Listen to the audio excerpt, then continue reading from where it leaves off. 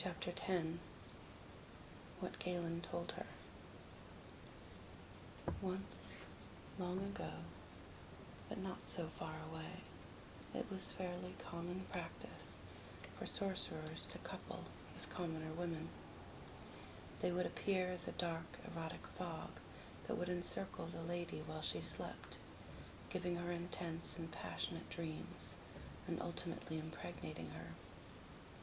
The women would bear these children, and then, without the knowledge of their husbands, the sorcerers would reappear, spiriting the babies off to their homes. The husbands would curse and wail, and the mothers of the infants would grow wan and pale, longing for nothing more than another visit from their magical guests.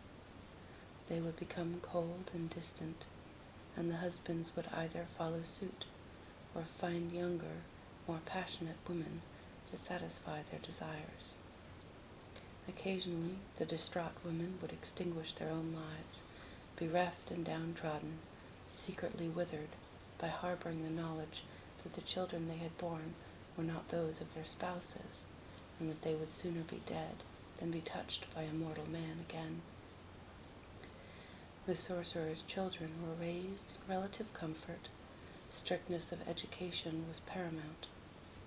To hone the mind and body and become useful tools of their father's magic, extensions of their great will and power. The children would often be vacant husks, their personalities gouged out by their fathers, whose need for loyal, useful subjects outweighed the emotion that one might harbor for his offspring.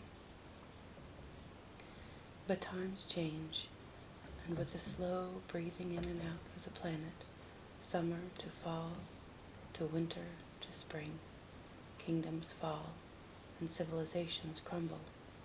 The power of the sorcerers dwindled, and they lived in twilight for many centuries. Here and there, the half-blood child of a sorcerer would spring up, but it would eventually and inevitably go mad and die without the fierce instruction of their patriarch. The sorcerers did this only for their own amusement and experimentation. All knowledge of the process of neutralizing the power of their children turned to dust. Then one day, an ancient manuscript was uncovered by a young, curious mage. It's not clear exactly how it came into his possession, but as the story goes, he gleaned from it essential knowledge about the process by which half-bloods are saved from their demise. With this, he began to seek out children born of half-sorcerer blood, though it took him years to discover a reliable method of predicting who would manifest powers, since the mothers of these children were not forthcoming, if they even were aware themselves. Finally, he found that every single one of them elected to acquire a Golden Empress shortly before their manifestations began. After that initial discovery, he secured an ancient map which tracked various energy signatures of a variety of creatures and natural phenomena. It was tricky to use and expensive to purchase, but to Mr. White it was well worth the expense. If it were employed correctly, one could, in theory, track the whereabouts of all sprites, or fairies, or sorcerers. If one could isolate the particular magical frequency of a given being, one could locate their whereabouts, as long as those whereabouts were located on the map.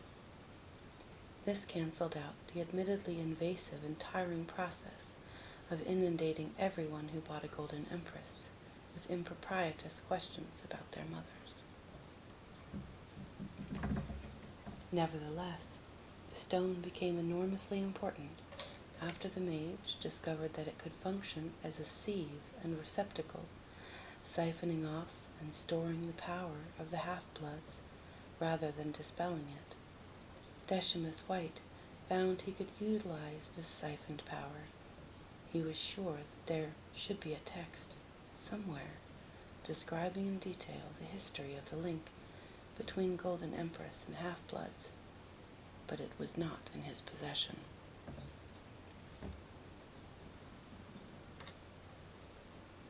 Now he was the only living man that could save the lives of those half-bloods, though were he ever to shatter the original stone, all the power it stored would come rushing back, killing the original host most brutally.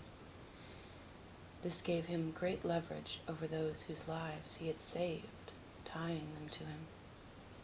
Under threat of violence against the Empress, the offspring of the sorcerer and man found themselves obliged to Mr. White and his extraordinary and seemingly unique knowledge. When Galen was approached some years prior by a taciturn man, tall and gaunt, and offering a free education in the mystical arts, or conversely a grisly death, the young man dismissed the older gentleman's tale out of hand. But when the headaches and visions began, he had little choice in the matter. He had discovered a piece of amber stone housing a flower buried in the mud one morning when he ventured off to go fishing.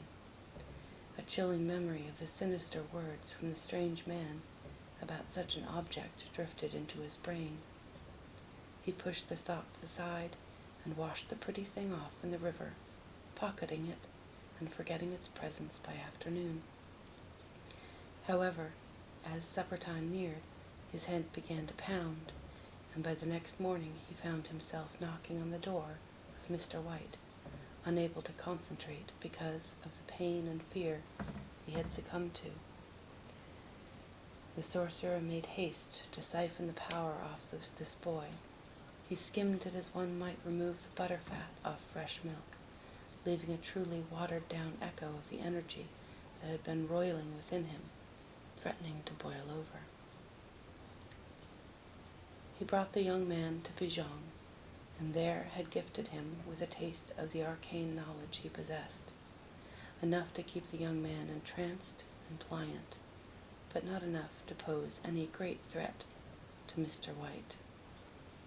There was another recruit as well, who had been working with the magician for some time, named Svern.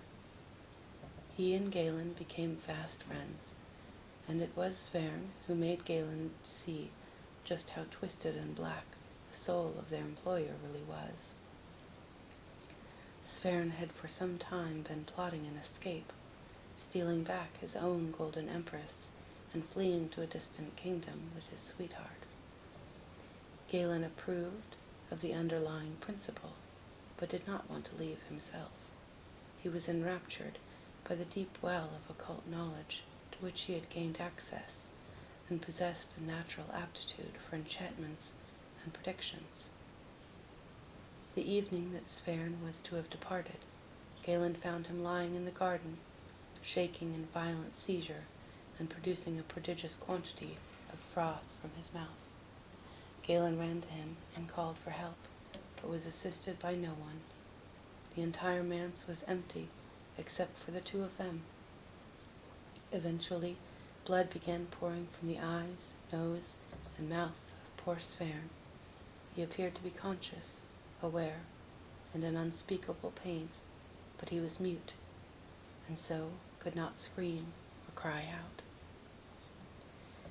Galen dragged Svern back indoors and tended to his friend as best as he was able, but after a long, horrible hour, Svern finally died, which was at that point a great mercy for him. The next day, Mr. White returned and informed Galen that he had been aware of Svern's treachery. He had destroyed the Golden Empress originally belonging to him, and had sealed both the doomed man and Galen into a magical sphere into which no other person could go. It prevented Galen from leaving his dying comrade, and had eliminated the presence of any servants, while also conveniently sealing the mess into another, miniaturized dimension. He held up the tiny glass ornament and smiled thinly at Galen, making absolutely certain he knew precisely what would happen to him if he were to leave, disobey, or displease Mr. White in any way whatsoever. Next time, when Mr. White called on Galen again, he was most confident in his knowledge that his orders would be carried out in exactitude.